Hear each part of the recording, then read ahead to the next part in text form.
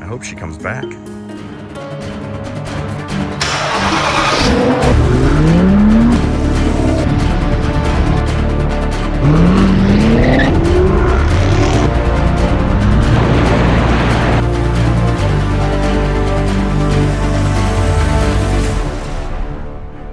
All right, guys. Today, Melissa and I are going to review this 2020 Audi SQ5.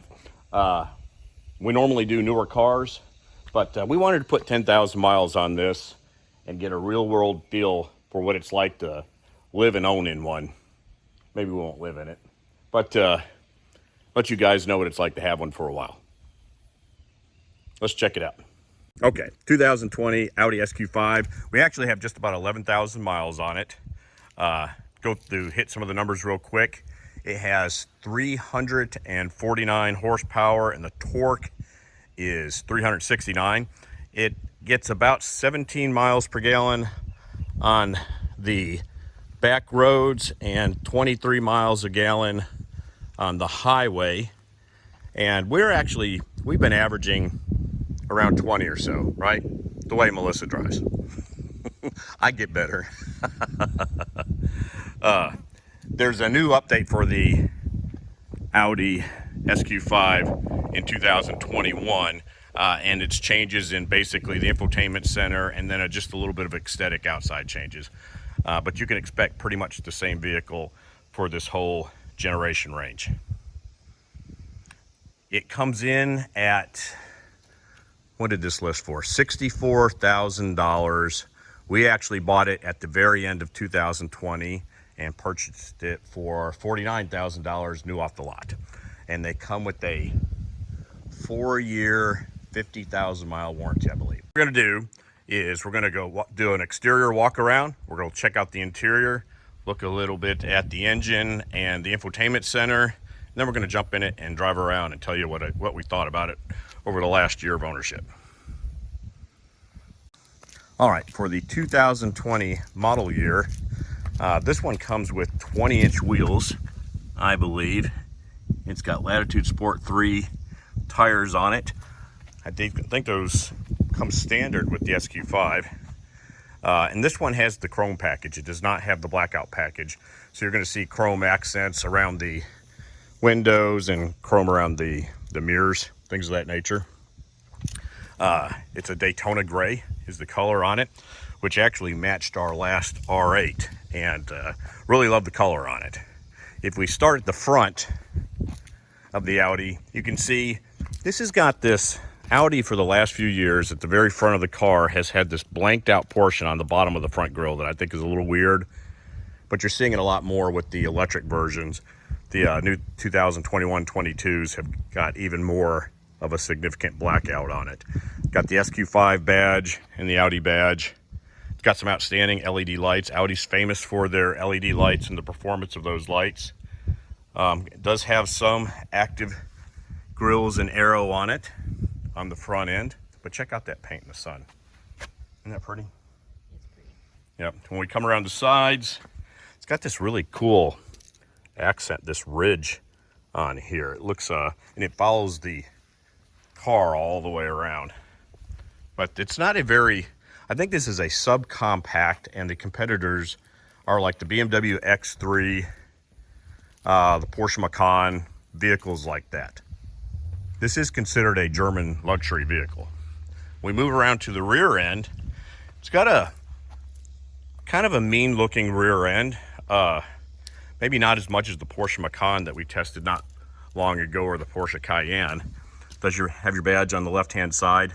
But the controversy with this vehicle is, and has been, they deleted the exposed exhaust pipes. So you've got these little moldings that look like exhaust, but they're not really exhaust. And my salesperson told me they did that because the new generation of people don't like to clean exhaust. What do you think about that? It's not even American, is it? And I'm going to point out something while we're back here. It does have this cool piece of aero on the very back.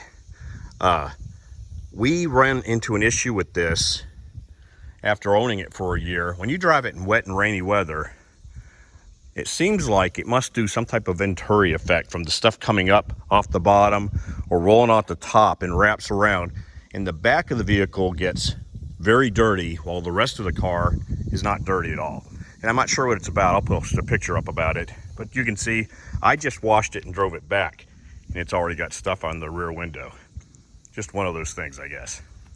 They do come with these very low profile equipment racks on the top. And from what I can tell from the Audis that I've seen is they come with the crossbars to attach a luggage rack or a bike system or whatever on it. So it's pretty cool. The racks themselves stand up pretty tall. So we left them off. I guess we might use them if we ever put a container on the top. We go around to the front. They do have body colored door handles. Also, the trim around the wheels is also body covered. I like that. There's no black plastic looking stuff around the vehicle. That's pretty much the exterior. It's a good looking truck. We're really happy with the way it looks. It looks meatier and sportier than the Q5 that we tested just a couple days ago. All right, the Audi keys, it does with a keyless entry system. Does not have a remote start, at least for this model, which is the Premium Plus edition. There's one level above that is the Prestige edition, and it will come with some extra stuff. But just your standard keyless remote. It's nice and small, got your S emblem on the back. All right, as we approach the vehicle, I think the first thing that jumps out at you is it's got a ton of carbon fiber on the inside. It's on the doors. It wraps all the way around the dash. It's down here in the center console. It is just it's beautiful, isn't it? It's got this wood trim on the center console also. Just a very good looking car. I don't believe this is leather, but I believe it's like a soft, you can see I can depress it, like a soft textured plastic or rubberized feeling. But it's really comfortable. They have it all the way around. I believe this is leather right here, but there's a lot of soft surfaces in here. It's really a step up from the Q5, isn't it? Yes. Of course, it comes with power locking doors, power windows, and power mirror adjustments. It comes with two-way memory seats that are 10-way controlled. You have a little bit of your hamstring extension. There's a lever underneath here for that. It'll let you extend that or pull it back based on how long your legs are. And the seats are beautiful. They've got leather. They've got big bolsters on the seat and on the side, and they're actually wide, aren't they? You get in some cars and it feels like they're kind of squeezing you, but these seats feel really good. You got your S emblem on there, and they've got Alcantara in the center. And where that's positive is, one, it's a black car, and if you sit on black leather, it's not going to be a positive experience. So this is quite a bit more comfortable when the car's hot. And it's grippier. When you get in here and sit down, you don't slide in the seat at all with the Alcantara. Right, honey? Right. Something cool too, while we're standing outside, check this out. We just found this today, and we've had this car for a year, but it's got this neat little hidden storage container in here. Older Audis are famous for having them right here underneath the seat. This one does not have it, so it does have that. Our dealer always includes all-weather floor mats, which are nice enough that we've actually left them in on this particular car. When we get in and sit down, of course, the first thing that's going to jump out at you is the steering wheel. It's a flat-bottom steering wheel. Don't think it has heat, does it? It's not a heated steering wheel. I think that's a sacrifice you have when you go with the flat bottom. But it is very comfortable. It's all leather wrapped, and most of your controls are on the steering wheel or on the stalks behind it. A lot of those controls are duplicated down here. This is your shifter. You just push the button in, and you put it in whatever gear you happen to be in, and you can just tap it back. I'm going to go ahead and start it. There's your push button to start the car. Hear that burble?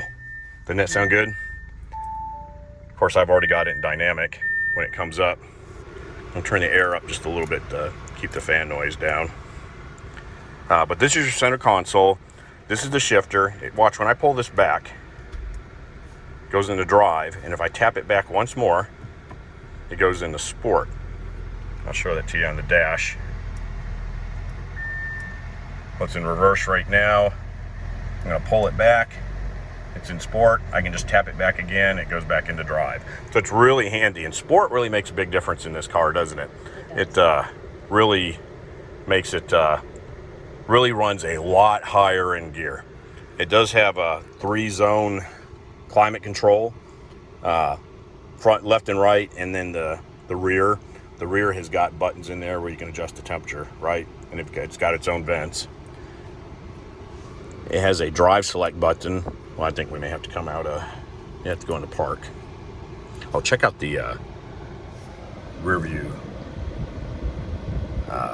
display for the camera system. It is excellent, is it not? Look at that right there. It is super, super nice. Okay, and how this one works, and the new one does not have all of this. It does have the big dial, but it does not have this touchscreen display. The touchscreen, the touchpad, I believe, is only used in navigation to type in names and addresses and things like that. And it's very cumbersome, and nobody I've seen has used it, and it sure takes up a lot of useful space. So I figured that's why they probably got rid of it. But this is not a touch screen up here. It is a, you control the screen with this dial. So I'm going to turn this, and you can see it floating through there. And when you turn the dial, it goes through all your selections. But it's very cumbersome, isn't it? In your opinion? I'm not really thrilled with that whole system. Yes. It's not, it doesn't limit, let's see, it doesn't help with distracted driving. Oh, exactly. I think it makes you more distracted. Because sometimes the menus you have to go through when you're turning this thing are pretty extensive. Like if you're looking for an address and you're like, grr, grr, that's the sound it makes.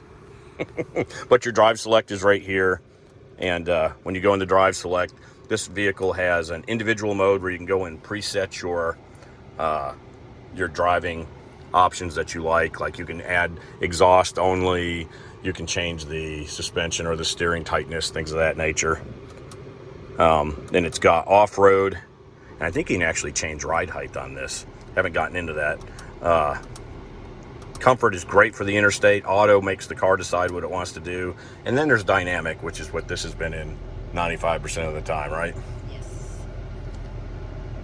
So that's pretty much all of those things. If we just look at the center console, it does have this little storage bin in here, which is useless, right? Because anything you stick in there, when you accelerate or brake or whatever, it's going to slide out of there.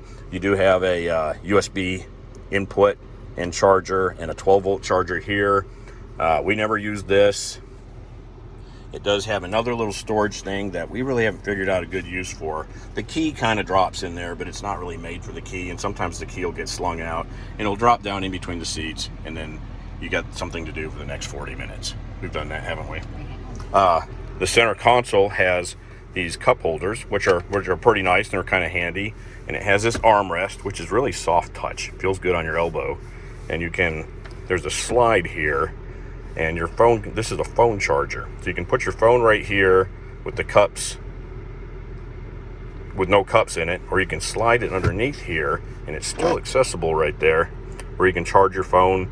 And what we normally do is we put our phone in there on the wire charger and the cord slips in the side. And so the phone will charge and it connects. There's also a couple more chargers. And there's an aux and another USB charger inside. If you look up, very clear and pretty rear view mirror. It does have an indicator for direction. And then you have your controls where you can open your sunroof, which I'm just going to start but not finish. And it is a gigantic sunroof, but it sure lets a lot of heat in. And then you can just move the shade itself. We're going to go ahead and close that. Of course, it's got your home link controls and things of that nature. You can turn lights on and off up here.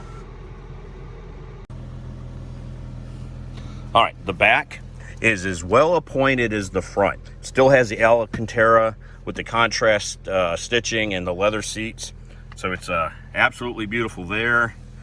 It's got these little nets. They have indentations in here for your knees to give you a little bit more space. There's your air conditioning controls. Got a couple more chargers that don't connect to the car and another 12 volt. And it has these cup holders. And is this cup holder the same situation as the other one? Yes. Ding. It'll hold a bottle of water, but that's about it. Right. So I guess that's what it is. If you get your big gulp, you're not getting it in the back seat. Yeah, it doesn't hold anything. All right. And it does have another little, pretty big storage bin here like it does in the back or in the front seats. Let's jump to the backpack.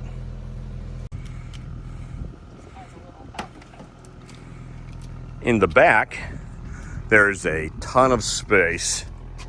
Ours came with this nifty little covering for the back. What is that? Look at that old foreign English pound or something like that. Interesting. Comes with these little side pockets, which are cool. Right there. It's got little LED lights in the back. And it normally comes with a roll-up thing that covers your back compartment. I'm not sure where we have that. Actually, I thought we had one. Should have taken it out of the demo. Yep, spare tire under there.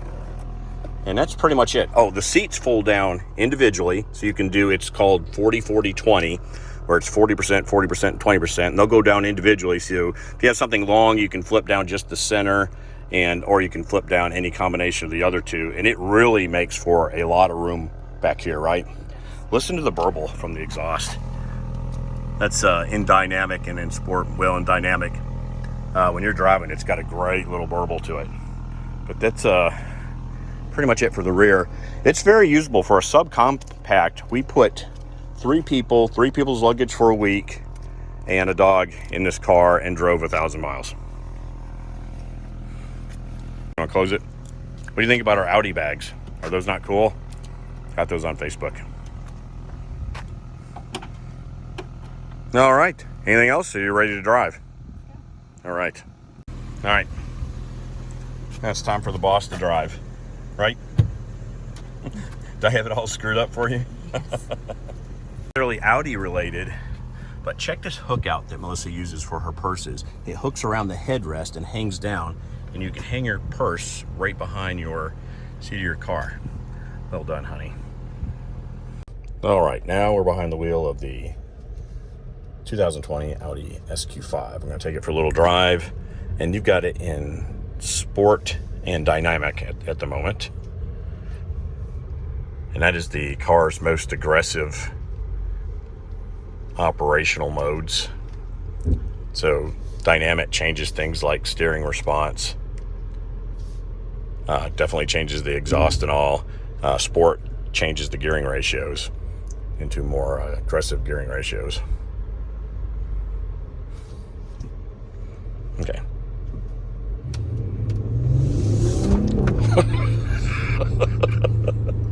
It still makes me laugh.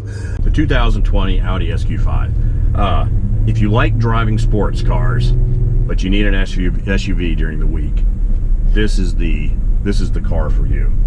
We have some sports cars. We like sporty driving, but we also have a big truck and we use it to haul stuff. But if you need to move people and stuff around during the week, or you want clearance or all-weather capability in a smaller package, which we like the smaller size of this because it's got a tight turning radius, right? And it's easy to park it in downtown, in parallel parking spots and all that. This is a great car for that. But it does all those SUV things really well, but it also does a great job reminding you that you're still in a German performance vehicle and it drives like a sports car. All right, now accelerate.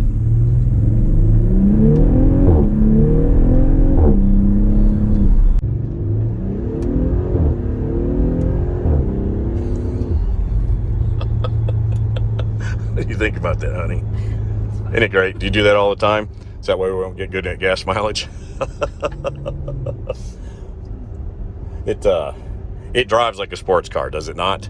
This thing is a riot. Again, see the bolsters, how high they are on her arm and all. They do a really good job of holding you into the seat. The flat bottom steering wheel has a great feel. As far as your connection to the steering itself, you get a lot of response back, don't you? And it changes. If you go into comfort mode, then it's definitely looser and a little easier to drive maybe on an interstate. But like when we've got it dynamic right now, it's tight. Is it not tight? Every input you put into the steering wheel, you get out on the front end. But this car does not seem to have the oversteer issues that we used to have with the S5 when you're coming into a curve and all. Even for being an SUV, it seems to do a really good job of coming in and out of the curves. With the amount of torque that it's got, it's a 4,300 pound vehicle. Don't get in trouble. It really gets up and goes. Fortunately, we live in the hills of Tennessee, quite away from town. So I've got like a 30-minute drive in and out of work. This is not my primary driver, it's Melissa. She normally works from home. But this, when she does get out, this is 10 miles of awesome Tennessee curvy roads, is it not? All right, a quick 0 to 60 pull.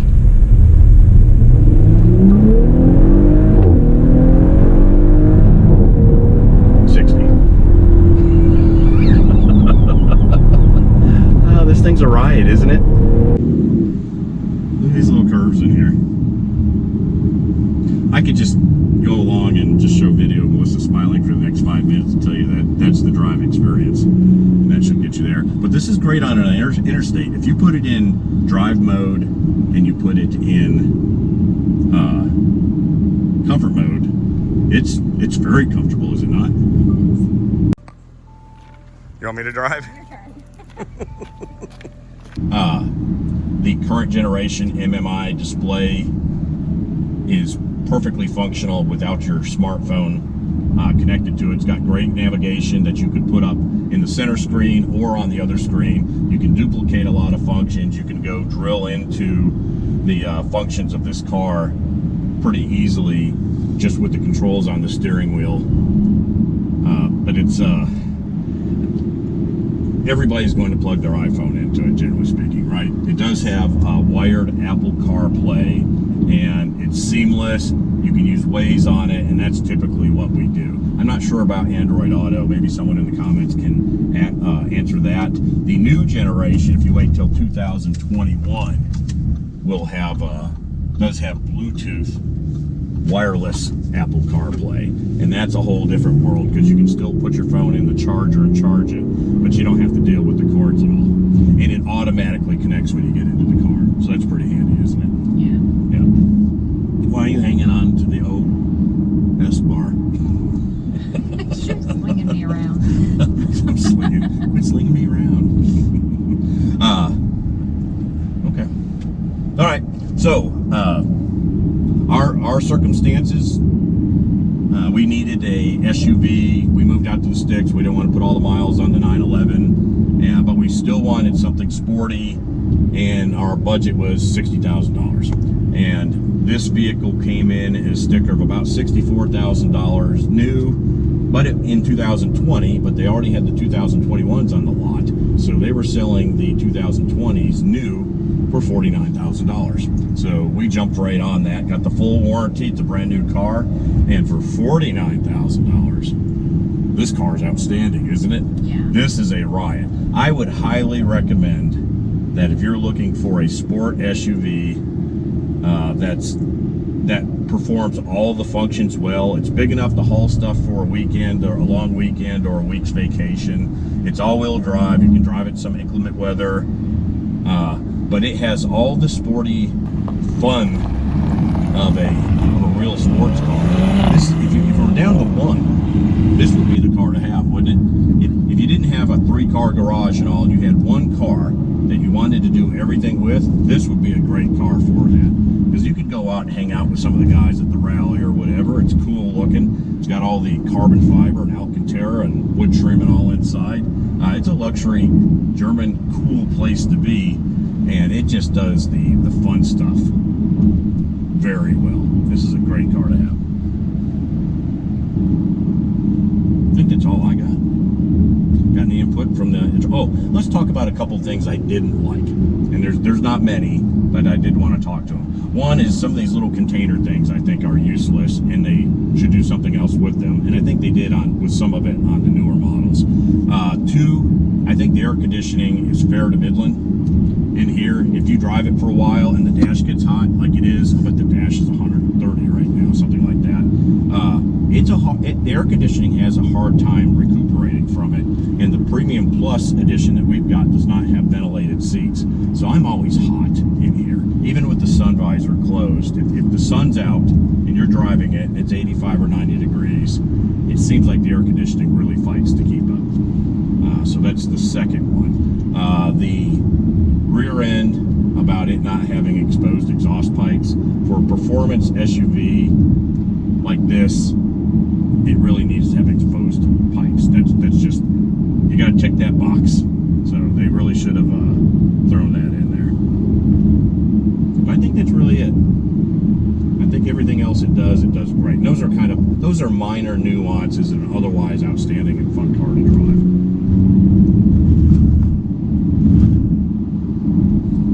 Well, I think that'll wrap up this review. Don't forget to check out some of our other car reviews. We just reviewed the Q5, the base edition of the Audi line of SUVs that's this size. There's a Q3, a Q5, Q7, and Q8. And then there's S and RS versions of a lot of those. Yeah, we just checked out the Q5 version of this, and we also recently reviewed a base Porsche Cayenne and a Jaguar E-Pace, and those are all pretty comparable cars. So if you're shopping for something like a sporty subcompact SUV, then check out those other videos, and I'll put links to them down below. Maybe you can find something that fits your lifestyle. But thanks for joining us at the Full Octane Garage. We appreciate you watching. Please, if you like these videos, give us a thumbs up. Don't forget to subscribe. Click that notification button so you get notifications of future videos. We should have one on the R8 V10 RWD coming up pretty soon. And check us out on Facebook and Instagram. And if you're looking for insurance for your extra collectible or sporty car, check out Full Octane Insurance. There'll be a link down below. And while you're at it, jump over to Driving with Melissa's Facebook and Instagram page and say hi and throw her a like if you don't mind. Thanks for joining us at the Full Octane Garage. You want to say goodbye? See you next time. Not goodbye. That's right. We'll see you guys soon. Take it easy. We'll see you at the Full Octane Garage.